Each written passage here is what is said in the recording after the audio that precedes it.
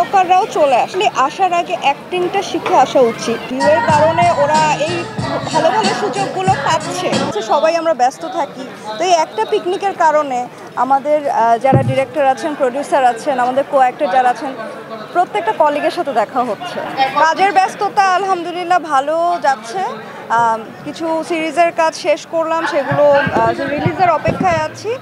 আর আমি তো পাশাপাশি মাছরাঙাতে একটা সিরিয়াল করছি, সিটি লাইফ, সেটা নিয়েই ব্যস্ততা যাচ্ছে। আর ফিকশনও আশা করি ঈদে কিছু আসবে। আসলে যেটা হয় যে কাজ তো মনে করেন সব ধরনের কাজই হয়, সবাই সবার জায়গা থেকে কিন্তু ভালো কাজ করার চেষ্টা করে। তো তার মধ্যে হয়তোবা কিছু গল্প খুব ভালো হয়, কিছু হয়তোবা তার থেকে একটু কম। তো অবশ্যই ভালোর দিকেই যাচ্ছে। আমার কাছে মনে হচ্ছে এখন নাটকের ক্ষেত্রেও যারা ভালো কাজ করা, হ্যাঁ, এখন একটু চ্যালেঞ্জিং বিষয়টা।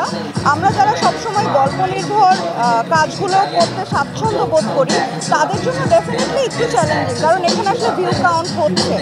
কিন্তু ভিউও যে আমি it's a good thing, view is a good thing যে আমাদের অনেক ভালো ভালো অভিনয় শিল্পীরা হয়তোবা কাজের জায়গাটা থেকে সরে আসছে, এটা অবশ্যই অনেক ক্ষতিকর। একটা ইন্ডাস্ট্রিতে ধরেন অনেক ধরনের মেকাররা থাকবে, অনেক ধরনের আর্টিস্ট থাকবে। আপনি যে প্রশ্নটা করেছেন যে টিকটকাররাও চলে আসছে, আমার কাছে মনে হয় যে হ্যাঁ, ডেফিনেটলি আসার আগে অ্যাক্টিংটা শিখে আসা উচিত। কারণ হয়তোবা টিকটকারদের ভিউয়ের কারণে ওরা এই ভালো ভালো সুযোগগুলো পাচ্ছে। তো সেই সুযোগটা ওরা যদি কাজে লাগাতে চায়, ডেফিনেটলি আমার মনে হয় অ্যাক্টিংটা শিখে আসলে ভালো হয়। কারণ ওদের ভিউয়ের কারণে দেখা যাচ্ছে অনেক ভালো অভিনয়ের শিল্পীরা এই জায়গাটা থেকে সরে যাচ্ছেন বা অ্যাক্টিং বেসড কাজগুলো করছেন। তো এটা ডেফিনেটলি আমার ইন্ডাস্ট্রির জন্য ক্ষতি।